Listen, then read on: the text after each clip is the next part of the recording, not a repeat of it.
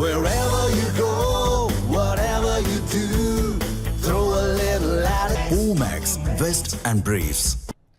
பிரதமர் மோடி மதுரை வருகைக்கு பின் தேசிய ஜனநாயக கூட்டணி மேலும் வலுப்பெறும் என பாஜக மாநில பொதுச் செயலாளர் ராம சீனிவாசன் தெரிவித்துள்ளார்.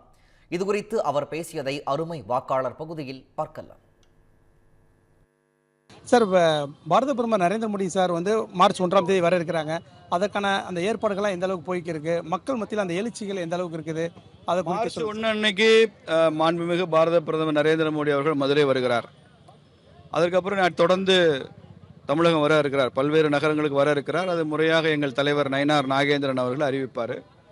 மார்ச் 1ஆம் தேதி இதுவரைக்கும் 2 நிகழ்ச்சிகள் ஊர்ஜிதமாக இருக்குது. ஒன்று ஒரு சிறிய அரசு நிகழ்ச்சி, இன்னொன்று பிரம்மாண்டமான என்டிஏ தேசிய ஜனநாயக கூட்டணியுடைய மாநாடு.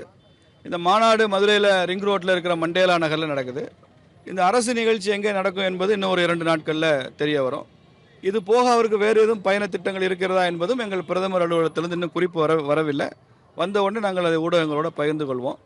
நீங்கள் கேட்டதுக்காக சுவாரஸ்யமாக ஒரு விஷயம் சொல்கிறேன். மார்ச் 1ஆம் தேதி நம்ம முதல்வர் ஐயா ஸ்டாலினுக்கு பிறந்தநாள். அதனால் ஸ்டாலின் ஐயா அவர்களுக்கு நாங்கள் கொடுக்குற பிறந்தநாள் பரிசு மோடிஜியினுடைய சிம்ம கர்ஜனை. மதுரையில் என்டிஏ தலைவர்களுடைய பிரம்மாண்டமான கூட்டணி, திமுகவுக்கு எதிரான ஒரு பெரிய எழுச்சி மாநாடு, இதுதான் நாங்கள் கொடுக்குற பிறந்தநாள் பரிசு. அதனால் அதையும் அவர் பார்க்கத்தான் போகிறார். மதுரையில் ஒரு வழிவூட்டப்பட்ட செறிவூட்டப்பட்ட ஒரு தேசிய ஜனநாயக கூட்டணியாக வரும். மதுராந்தகத்தில் பல திமுக அதிர்ச்சி அடைகிற எதிர்பார்க்காத தலைவர்கள்லாம் மேடையில் இருந்தாங்க. மதுரை கூட்டத்திலையும் அது அடிஷ்னலாக கூடுதலான அந்த மாதிரி தலைவர்கள்லாம் வருவாங்க. நீங்கள் யாரை நினைக்கிறீங்கன்னு மைண்ட் வாய்ஸ் எனக்கு கேட்குது. அதெல்லாம் நடக்கும். அதனால் இந்த வலிமையான தேசிய ஜனநாயக கூட்டணி நிச்சயமாக ஆட்சியை பிடிக்கும். திமுக வீட்டுக்கு அனுப்பப்படும். சார், குறிப்பாக தேசிய ஜனநாயக கூட்டணி அந்த பிரச்சார கூட்டத்திற்கு வரக்கூடிய பாரத பிரதமர் வரும்போது தேசிய ஜனநாயக கூட்டணி வலிமையான கூட்டணியாக வரும்ன்ற மாதிரி சொல்கிறீங்க.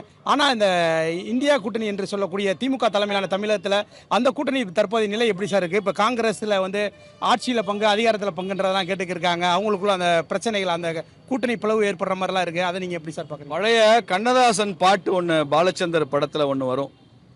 இல்லாத மேடையிலே எழுதாத நாடகத்தை எல்லோரும் நடிக்கின்றார் அப்படின்னு ஒரு பாட்டு வரும்ல, வாணி ஜெயராம் பாடின பாட்டு. இல்லாத நாடகத்தை இல்லாத மேடையிலே எழுதாத அது மாதிரி தமிழ்நாட்டில் இல்லாத காங்கிரஸை, யாருமே போடாத ஓட்டு இருக்கிற காங்கிரஸை அவங்க என்ன குதிக்கிறாங்க பாருங்க. காங்கிரஸ் கட்சிக்கு தமிழ்நாட்டில் ஒரு பூத்தில் கூட பூத் கமிட்டி இல்லைங்க.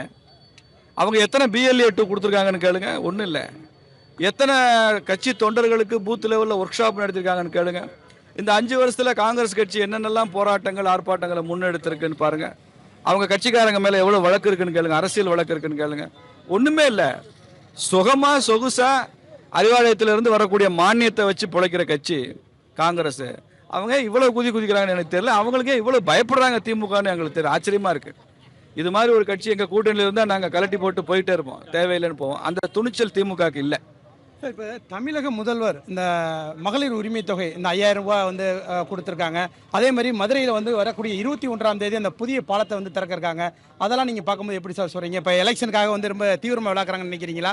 அதை பற்றி உங்களோட கருத்து என்னங்க சார்? தீவிரமாக வேலை செய்கிறதா இருந்தால் கட்சி வேலை செய்யணும். இந்த 5 வருஷத்தில் திமுக கட்சியே வேலை செய்யலை, திமுக ஆட்சி தான் வேலை செய்யுது. அமைச்சர்கள் வேலை செய்கிறாங்க, MLAக்கள் வேலை செய்கிறாங்க, கட்சி தொண்டர்கள் வேலை செய்யலை. கட்சி தொண்டர்களுக்கு பணம் கொடுத்து 200 ரூபா ஊபிஸ் அவங்கள பணம் கொடுத்து வேலையில் இறக்கி விடுறாங்களே தவிர, இப்போ இவங்களுக்கு ஆட்சி மாறிச்சுன்னு வச்சுங்க, இந்த அமைச்சர்கள் இந்த MLAக்கெல்லாம் சைலண்ட் ஆகிடுவாங்க, அமைதியாகிடுவாங்க. பிஜேபியில் ஆட்சி தலைவர் வேறு, கட்சி தலைவர் வேறு. எங்களுக்கு ஆட்சி தலைவர் நரேந்திர மோடி, கட்சி தலைவர் இன்னைக்கு இருக்கிற நிதின்ஜி, 2 தனித்தனியாக வச்சுருக்கோம். நாளைக்கு தமிழ்நாட்டில் பிஜேபி ஆட்சிக்கு வந்தாலும் மாநில தலைவர் ஒருத்தராக இருப்பார், முதலமைச்சர் வேற ஒருத்தராக இருப்பார். ஆட்சி தனியாக இயங்கும், கட்சி தனியாக இயங்கும். திமுக அப்படி சிஸ்டம் இல்லை, காங்கிரஸில் அப்படி சிஸ்டம் இல்லை. அவங்களுக்கு ஆட்சி தலைவரும் ஒன்று தான், கட்சி தலைவரும் ஒன்று தான். பாரத பிரதமர் நரேந்திர மோடி மார்ச் 1ஆம் தேதி மதுரைக்கு வருகை தரும்போது இந்த தேசிய ஜனநாயக கூட்டணி மேலும் வலுப்பெறும் என பாரதிய ஜனதா கட்சியினுடைய மாநில பொதுச் செயலாளராக இருக்கக்கூடிய பேராசிரியர் ராம சீனிவாசன் தெரிவித்துள்ளார். தமிழ் ஜனம் செய்திகளுக்காக ஒளிப்பதிவாளர் நவீன்குமாருடன் செய்தியாளர் நாகேந்திரன்.